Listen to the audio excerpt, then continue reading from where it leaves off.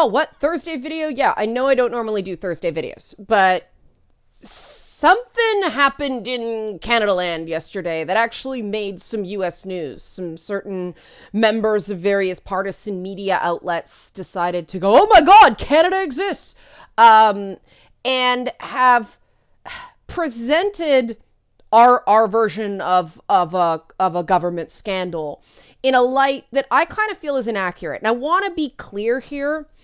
I'm not doing this because I love the Trudeau government. I actually do believe that, based on things I've heard from friends that I can't talk about, I actually do believe that the exact same people who are involved in this interfered in other things that were actually much more serious. But I don't know for sure. Now, the question is whether this scandal that I'm going to outline for you now rises to the level that the Prime Minister should resign, which is what the leader of the opposition, a guy named Andrew Scheer, is calling for. Now, what is this scandal? This scandal you may have seen outlined in screaming headlines, such as, I probably should have gotten this ready beforehand, pardon me, but you'll see screaming headlines like this one from the National Post. Veiled threats. Wilson-Raybould accuses Trudeau and other top Liberals of political interference over SNC-Lavalin. Now, what is SNC-Lavalin? SNC-Lavalin is a gigantic engineering firm that employs 8,700 people in Canada. 8,700. That number is important. A large number of those jobs happen in Quebec. Don't believe me about the 8,700 number. This is a story from the Financial Post. See, 8,700 Canadian workforce. When was this story? Where's the date? Oh my God, always have your date. Okay, there we go. December 13th, 2018. So this was an article about a layoff of about 100 positions. That was enough. That was enough to make the news. 8,000 jobs is a lot, okay? That's a lot of jobs. I think anybody can agree. Now, what the scandal is about is whether Jody Wilson-Raybould, who was, until a cabinet shuffle in January, the Justice Minister and the Attorney General. Now, that's important. Stick a pin in that. I'm going to go back to that in a bit. The question is whether she faced inappropriate pressure from the Prime Minister's office, including something called the Privy Council, which is, oh shoot, the webpage just froze. I may have to bail out on the other things I was going to show you guys, but I'll wing it. The Privy Council, which is basically like a deputy prime minister who's actually an appointment from the Queen, from the Crown, and his job is to advise cabinet ministers of various things. The finance minister is like a combination, I guess, heads of the Ways and Means Committee and Secretary of the Treasury, and our Justice Minister / Attorney General is like a combination head of the Judiciary Committee and Attorney General. Now, I am outlining the realities of Canadian politics because I think a lot of this scandal has been Americanized. People expect the Canadian government to work like the American government, in which there is this impenetrable wall, or there's supposed to be, between people like the Attorney General and, head of the FBI, all of these different Department of Justice groups, and the head of state.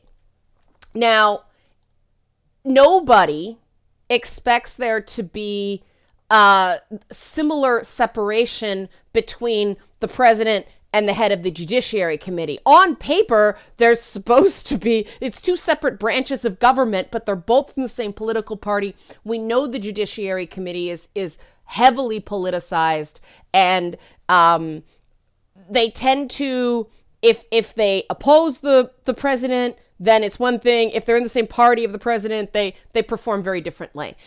That is not possible in the Canadian system. We are a parliamentary system, which means we don't have an executive branch and a legislative branch. The executive branch, the prime minister, is basically the head of the party with the most seats in power. We're like the British system in that way. So we don't have the separation of powers that the US has. So this makes the issue of what is undue pressure very difficult to determine. And one of this was broken by I should back up a little bit and say that the beginnings of this scandal started back on January 14th. In January 14th, there was a cabinet shuffle. This article is working, so I will show you. There was a cabinet shuffle where Jody Wilson-Raybould was moved to Veterans Affairs out of Justice Attorney General into Veterans Affairs. And at the time, the speculation was that she was being moved for underperformance. I want to show you this to show you how the story has changed. Trudeau denied the suggestion that Wilson-Raybould was being demoted due to underperformance. This was what people were going, scandal, and calling Trudeau racist and sexist because Jody Wilson-Raybould is not only a woman, as is obvious, she's also an Indigenous Canadian. There's actually a very fraught history between her family and the Trudeau family. I'm not going to get into this now. So I started getting pissed here, I admit, because people hopping up and down and screaming that Veterans Affairs is some great demotion. I know technically it is, because the two in waiting positions to run for Prime Minister in Canada are Justice Minister and Finance Minister. And so anything else is not those two positions. That doesn't mean you can't run for office if you're not one of those two things. It just means those tend to be it's your turn next, more likely. You still have to win the nomination, but that's why it's considered a demotion. But the idea that Veterans Affairs is not prestigious pisses me off, because you guys know how I feel about veterans. And anybody complaining about an opinionated, competent person in Veterans Affairs, at the time I felt you really need your head examined. There is no more important, as far as I'm concerned, no more important single job. I clarify that because Justice and Attorney General are actually two jobs, but they're two different titles. But there is no more important, I believe, single title. There is no more sacred trust than taking care of the people that sacrificed for your country. It is essentially important that veterans are taken care of. To me, it says a lot about a country, the way they treat their veterans. And I have veterans in my family. There's a lot of support services they require. It can always be better. You want an advocate. You want somebody who's going to fight in that job. We want a fighter in every job, but in terms of someone important, the Liberal government had some cleanup to do, because the guy who had been in their job before her, I'm just giving you this as background to what happened. The guy in the job before her was a former TV personality who's a personal friend of Justin Trudeau's, who happens to be gay. But his name's Seamus O'Regan. I met him. I did a TV show with him once, full disclosure. I don't know him, but I met him. But when he was in Veterans Affairs, he was asked how he would handle some of the more sensitive aspects of his new portfolio, given a past controversy of choice of words when speaking to veterans. O'Regan recently came under fire from some veterans for suggesting his departure from a career in journalism gave him insight into how members of the Canadian military feel as they take off their uniforms for the last time. This was the cleanup that was required on the Veterans Affairs fire. I consider that gross incompetence. Just saying that. I'm giving you this perspective precisely because a lot of people don't know very much about Canadian politics. Now, this scandal, this SNC-Lavalin scandal, is about undue pressure and veiled threats.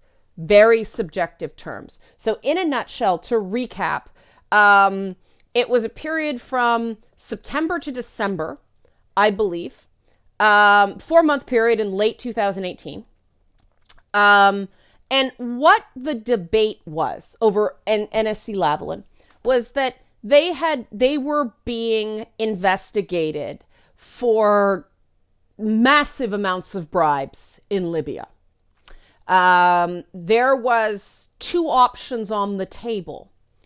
One was pursue a criminal conviction, make the taxpayers pay the cost of a trial. If convicted, SNC-Lavalin would no longer be able to bid on government contracts, meaning it would very likely pull up stakes and move their head office to London, England, I believe. And the loss of jobs, primarily in Quebec, would be significant. How big a portion of that? SNC-Lavalin is an engineering firm. I don't think I said that before, but we're talking thousands of jobs on the line. And the alternative was not letting them get away scot-free. It was allowing them to enter into a plea bargain where they would pay a hefty fine and the jobs would not be lost because they were going to be able to continue to bid on government contracts. This is the issue that is being compared by Jody Wilson-Raybould herself to the Saturday Night Massacre and the firing of Archibald Cox. Now, this statement is absurd. And yes, the political partisans on all sides are going to get all mad at me for this, but this comparison is absurd. For one, Archibald Cox was fired. Jody Wilson-Raybould was not fired, despite the fact that against the wishes of the Prime Minister, she went ahead and pursued the criminal prosecution. So she went against the will of the Prime Minister, Office of the Privy Council, the Finance Minister, everything like that.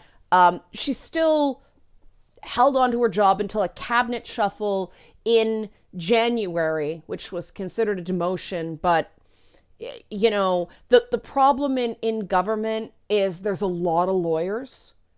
There aren't necessarily as many people who can handle those files. There was some talk that they wanted her on Indigenous Affairs because she's Indigenous and she turned the job down. I don't know if that's true. I just read that those were the scuttlebutts at the time, that they thought she was a natural fit. She didn't want it. So really the only thing open was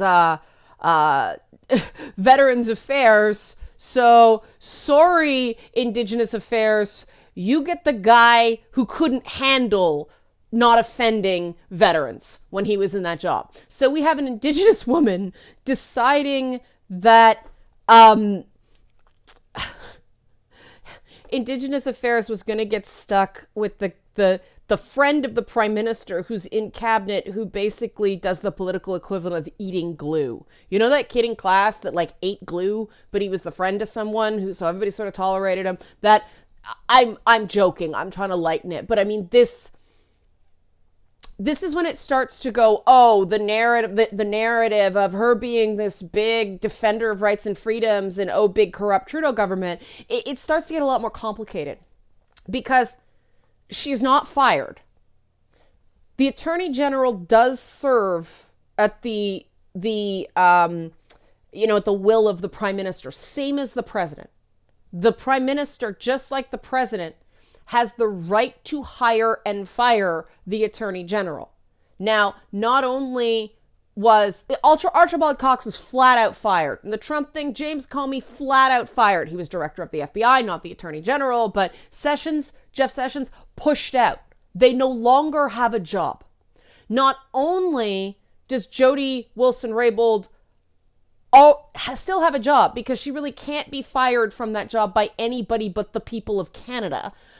She's an elected official, but she's still in cabinet. So it's not the same on that level. The other thing that makes it not the same is that the fight here was not Nixon covering up illegal activity by himself and his cronies, the same thing that people accuse Trump of, but that has not been proven. This was a fight over 8,000 jobs. Now, when you say preserving 8,000 jobs, all of a sudden the politics of this change significantly. One can claim there is benefit to Trudeau because he is the MP for Papineau, which is a Quebec riding. And the Liberals' re-election fortunes, that whether they're going to get re-elected with a majority or not, or a minority, whether they're going to retain power, it's an election year here, run right through Ontario and Quebec. Because politics in Canada is very regional. It's the same reason, quite frankly, that you will never see a conservative government rule against the oil industry, because that's their base of power. So, political realities being slimy and what they are, none of this is untoward. Now, the problem comes down to what is considered undue pressure. Jody Wilson-Raybould herself said that the concerns about jobs at the beginning were appropriate. What she's saying is they went on too long. They kept complaining too long. And there's all this sordid stuff about text messages and members of the Prime Minister's office, and, all that pressuring. It wouldn't stop. A guy by the name of Ben Chin, who's also a former journalist, like TV journalist, came into it. There's a guy by the name of Gerald BUTTS. I'm not kidding. I started joking on Twitter today, called it BUTTSgate, because come on, that's catchy. That's way better than the SNC-Lavalin scandal. There were some people in the Prime Minister's office who did behave legitimately badly. Not only did they not know when to quit, as I've heard is fairly characteristic for people like Gerald BUTTS, I'm not kidding, his name is BUTTS, and Katie Telford, but they made their boss look bad. They should be gone. Anybody who is involved in this, they should be gone, because if you just take the actions of Trudeau himself, there's really no scandal in, are you telling me what to do, says Jody Wilson-Raybould to Justin Trudeau, and Justin Trudeau saying, no, the decision's yours. That is not a fact that is actually disputed, by the way. There are other things that are in dispute. But the idea that when he was directly asked, are you interfering? He said no. Now, all these other things are up for debate and what intent and subject to interpretation in a way that a firing is not. Now, people are going to have their different opinions on what this scandal means and whether Trudeau should resign and whether he's a big racist and sexist, as some people have accused him of, because Jody Wilson-Raybould happens to be Indigenous and a woman. So, okay, she's been fired for 3 different things. She's been fired because it's a racist and sexist government, allegedly. She's been fired for underperformance, allegedly. Oh, there's a 4th one. There was also the rumor that she was difficult to get along with, which is where the accusations of racism and sexism came from. And now she's fired because she defied the government. Even though she's not fired, she quit. And her quitting, her resignation, not from her job as an MP, but from the cabinet level position, from the Liberal cabinet, apparently completely caught the Prime Minister's office off guard. So they were not pushing her to quit. If they wanted her to quit cabinet, they could have shuffled her out. They wanted her to stay in a different job, but they wanted her to stay. So she decided to quit of her own volition. She was not fired. This is not Archibald Cox. This is not James Comey. Okay? This is not even Jeff Sessions, who was pressured to resign. Because let's face it, like that's another thing. When Americans hear resignation, they were fired. It's not, in this case, that's not the accusation. So Jody Wilson-Raybould resigned from cabinet after the scandal broke. No one's quite sure why. Then a little later, what really made this catch fire is that Gerald Buttsgate, resigned from the prime minister's office, which I think was the right thing to do. Everybody involved in this, they made their boss look bad in an election year. That's an unpardonable sin for a political aide. End of story. Don't deny that. But these overwrought comparisons to important moments in American political sleaziness. The big problem for me with that is I think we have a fundamental systemic flaw in the Canadian system, in that there is something unique about the Department of Justice, in that justice is supposed to be blind to politics. We don't expect the State Department to have a wall, a communication wall between the White House and the State Department. Of course not. They have to, we don't expect the Treasury to do that. We don't anything but justice, because justice has the unique power to put people in prison.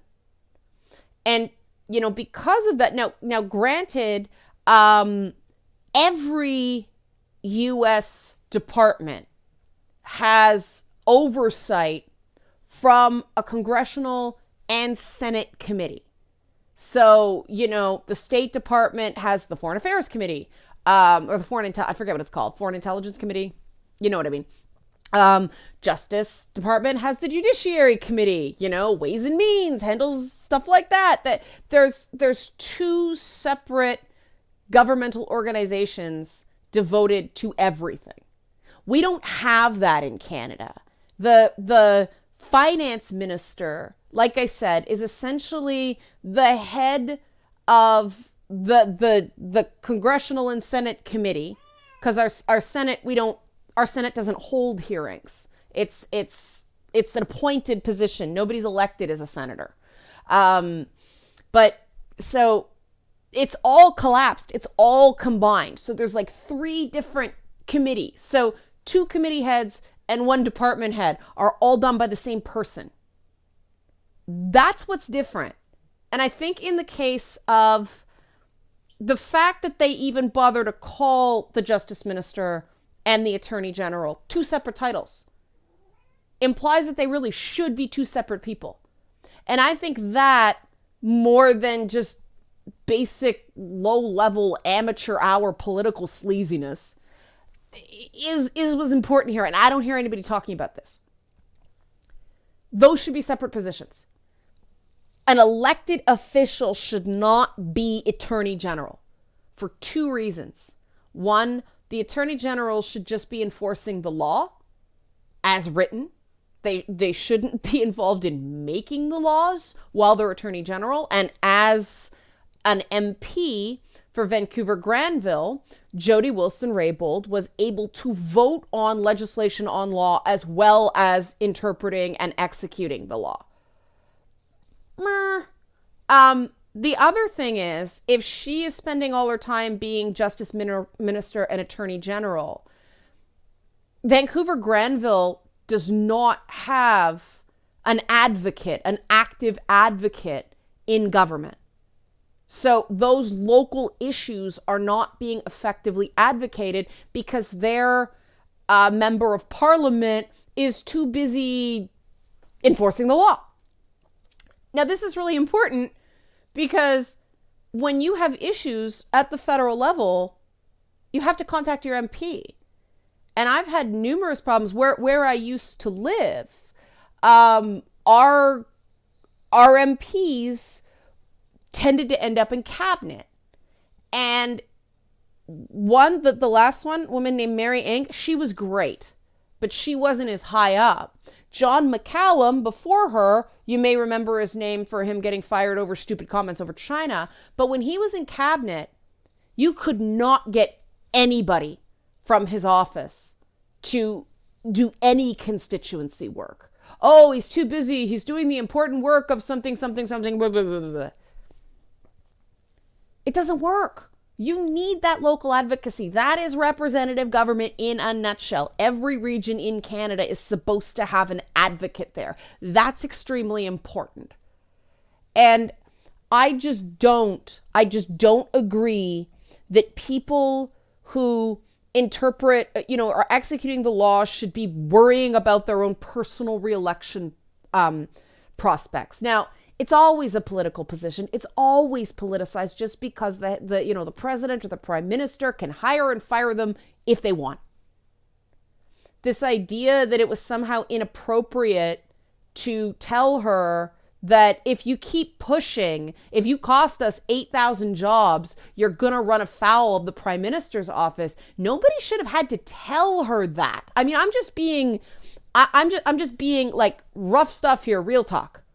If reality is untoward pressure, think about it. Just think about any other issue.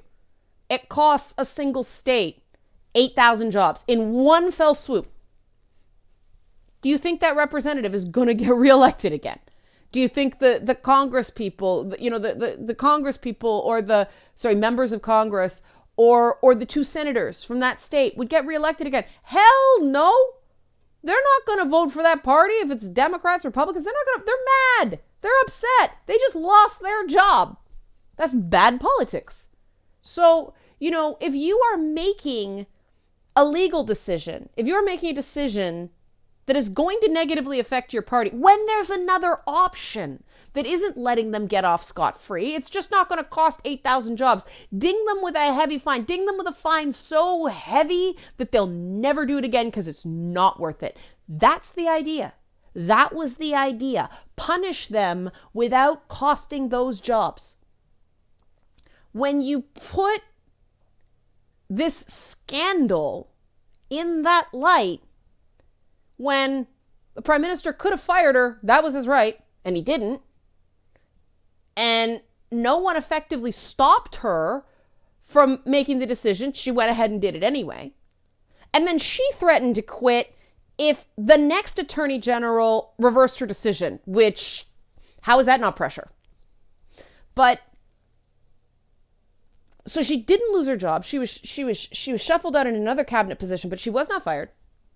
It wasn't to cover up any particular wrongdoing by Trudeau or his cronies. It was about saving jobs and getting reelected, which is the only reason a politician exists. This is not the Saturday Night Massacre. Is it sleazy? Sure. Did AIDS cross lines? Sure. But nobody's broken the law here. There's going to be an ethics investigation, and it'll probably be the same stupid dog and pony show that getting a helicopter ride thing from the Aga Khan did. I warned you guys, Canada is lousy at scandals. We suck at scandals. But I'm not saying no wrongdoing was committed here. Like I said, those aides should be gone. And whether people want to vote for the Liberals again in the upcoming election is completely their decision. I am not going to tell anybody how to vote. I will say that Andrew Scheer, the leader of the Conservatives, calling for, because he's Trudeau's opponent in the upcoming election, calling for Trudeau to resign is, I believe, over the top. It has been proven that he broke no law. It has been not proven that, in fact, it was even some kind of breach of some sort of ethics bill, some sort of like best standards and practices for government thing, which we have. So for him to call for his resignation after one day of Jody Wilson-Raybould testifying when there's been no rebuttal, that's premature at best, disingenuous, possibly, and downright sleazy as well. The upcoming election is not going to be about who's perfect. There's no such thing. The upcoming election is going to be about who the best steward for Canada is. And I think the Liberals could gain a lot of ground by saying, look, we want this to never happen again. We've learned from our mistakes. We're going to separate the position of Attorney General and the position of Justice Minister so that the Justice Minister is still the cabinet level position, who attends caucus, who is a member of the party, who is an elected official. The Attorney General is going to be an appointee who does not attend any of those meetings and therefore will not be subject to the pressures of a member of caucus. I think that's the solution here. That's what I want to see. And I actually think that would be better in the long run for Canada, because what amazes me is that this hasn't happened before now. Now, it's possible pressure on the Attorney General is very common and just nobody talked. Nobody squealed. But this system is stupid. It's stupid. You shouldn't have your Attorney General in caucus, period, end of story. They're going to get pressured. It is just not human. The whole US system is designed to compensate for human failings. Expecting people just sit there and say nothing when there's an 8,000 job elephant in the room is just, that's not human. That's ridiculous. So separate the positions. Problem solved. The chattering classes in political journalism are not going to like it, but I think it's better for the rest of the country. So if you're wondering what's going on, that's what's going on. And I hope you found this informative. Yes, it's very different from America. Yes, our system is kind of archaic and weird. This is what, happens when the Queen is still technically our head of state. But I just wanted you guys to know how it was the same and how it was different. Okay? Okay. Thanks for watching. Feedback Friday tomorrow. There's probably not going to be time to respond to this, but everything else is going to be recorded for Feedback Friday. Thanks for watching.